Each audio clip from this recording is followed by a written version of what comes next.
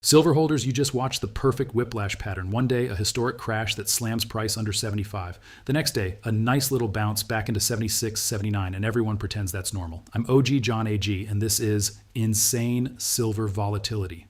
One day, a historic crash, the next day, a bounce. Is the system safe or rigged? Segment 1. What ad hoc is saying happened first. Let's translate the article into plain language. Key points. Yesterday, silver dropped more than 10% at the intraday low, hitting about $74.58 per ounce, a historically sharp intraday move. Today, it's bouncing in the 76-79 range as traders attempt a footing. The move down was driven by a liquidation wave, margin calls, and a stronger dollar, not by any sudden collapse in real-world silver demand. The next big catalyst on the calendar is U.S. inflation data, which will shape rate expectations and, by extension, metals pricing. So in 48 hours, you got a historic flush, a reflex bounce, and a mainstream article calmly asking, is this just a relief rally or the start of stabilization? On the surface, that sounds reasonable. Underneath, it's missing the real question.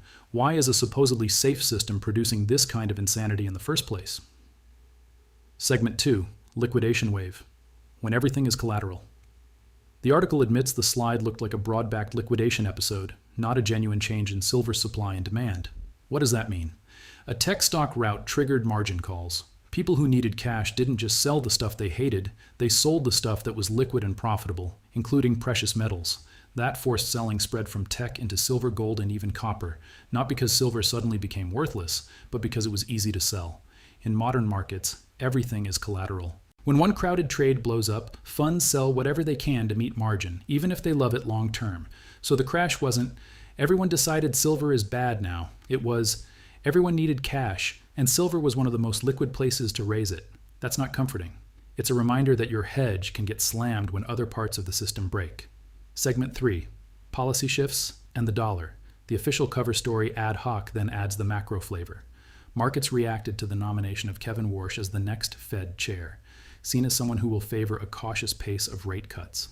A more cautious Fed path helped the US dollar, making non-yielding assets like silver relatively less attractive.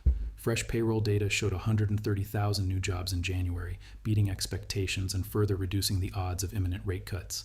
Higher treasury yields plus stronger dollar, algorithmic selling in commodities, including silver. So the official story chain is Warsh nomination, slower cuts, stronger dollar, weaker silver. Strong jobs number, fewer cuts, higher yields, more pressure on silver. Again, that explains why algos sold, but not why the move was so extreme. A normal repricing doesn't send silver down 10% in a day and then bounce it back $3 to $5 the next morning. That kind of volatility screams fragile structure, not just, oh, the forecast changed. Segment 4, the bounce, healthy recovery or dead cat reflex. Today's action, silver is trying to recover, trading in the 76-79 band after the previous day's low at 74.58. The article calls this a counter movement, but says the broader setup remains fragile. In other words, the market took the punch, got off the floor, but is still wobbling. Important detail. Earlier in January, silver climbed to record highs above $100. That's in the same article. From record highs above 100 to a crash to the mid-70s, then a bounce, all in the context of one tightening cycle and some headlines. That's not how a stable, safe pricing system behaves. That's what a speculative, over-leveraged casino looks like when someone slams the door. Segment 5, inflation data. The next excuse ad hoc finishes with, the immediate driver is the forthcoming U.S. inflation data. Markets expect these releases to significantly shape rate expectations and determine whether silver steadies into a more stable recovery or stays stuck in high volatility swings. Translation.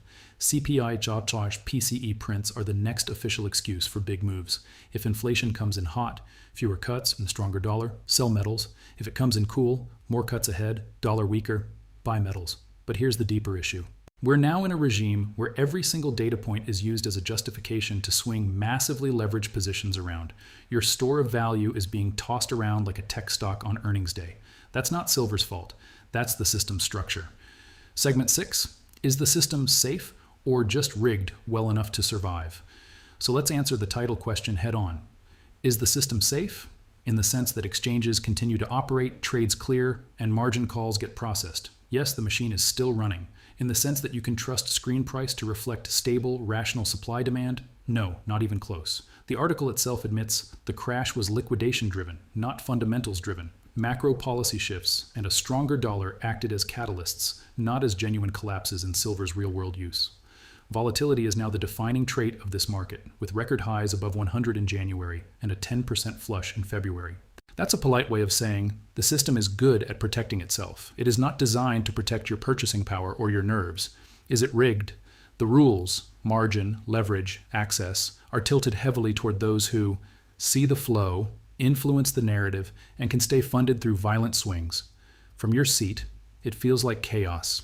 From their seat, it's just position management. Segment 7, what this insane volatility means for you. So what do you do with this kind of 10% down hard next day bounce environment?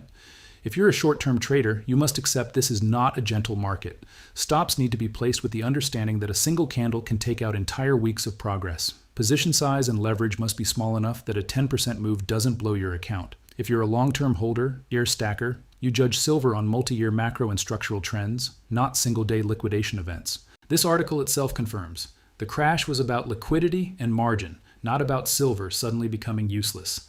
The same inflation drama, debt overhang, and policy uncertainty that pushed silver above 100 in January is still here.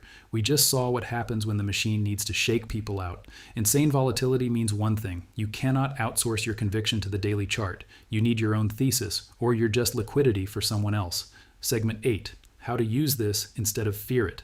The real edge is not predicting tomorrow's candle. It's understanding the environment. This is a leveraged, policy-sensitive, headline-driven market. Crashes can be caused by a tech rout, margin calls, and one Fed nomination, not by a mine explosion or solar demand collapse. Bounces can come just as fast when forced selling clears and new buyers step in. How you use that. Don't chase after big green candles or panic sell on big red ones. Decide beforehand your risk per trade. Whether you're here as a trader or as a long-term hedge buyer, respect the fact that silver is now trading more like a high-beta macro instrument than a sleepy commodity. If you treat it like a fixed deposit, it will punish you. If you treat it like what it is, volatile, weaponized, but structurally important, you can survive it. Closing. Safe? No. Survivable? Yes. So after a 10% crash and a next-day bounce with inflation data on deck, is the system safe? Not in the way most small investors wish it was. Is it rigged? It's structured to protect itself and the biggest players first, and you second, if at all. But is it survivable? Yes, if you understand that this is financial warfare, not a calm savings account. Yes, if you respect volatility, control leverage, and build your own macro view instead of chasing every narrative. You've been watching John AG here, and I'm OG John AG. If this helped you see why one day's crash and the next day's bounce are part of the same game, hit like so this kind of breakdown doesn't get drowned by noise. Smash subscribe and turn on all notifications. We'll be covering what the upcoming inflation data actually does to silver next. And drop a comment, safe or rigged. Tell me which side you think the system is on after seeing how it behaved this week. Now, before we wrap, let me be crystal clear. I will never ask you for your money. No courses, no VIP groups, no paid signals, no mentorships. If you ever see someone using my name trying to sell you anything, it's a scam. Report it immediately. This is financial warfare education, not financial advice. I'm not building a funnel, I'm building a legacy. You should always do your own research and talk to a licensed professional before you invest a single rupee, dollar, or ounce. And if you're actually learning something here, if you're verifying the data and it's sharpening your view, just drop a comment. OG John AG, 2 words. It tells me who's really paying attention, protecting their capital, and staying away from anyone promising easy money.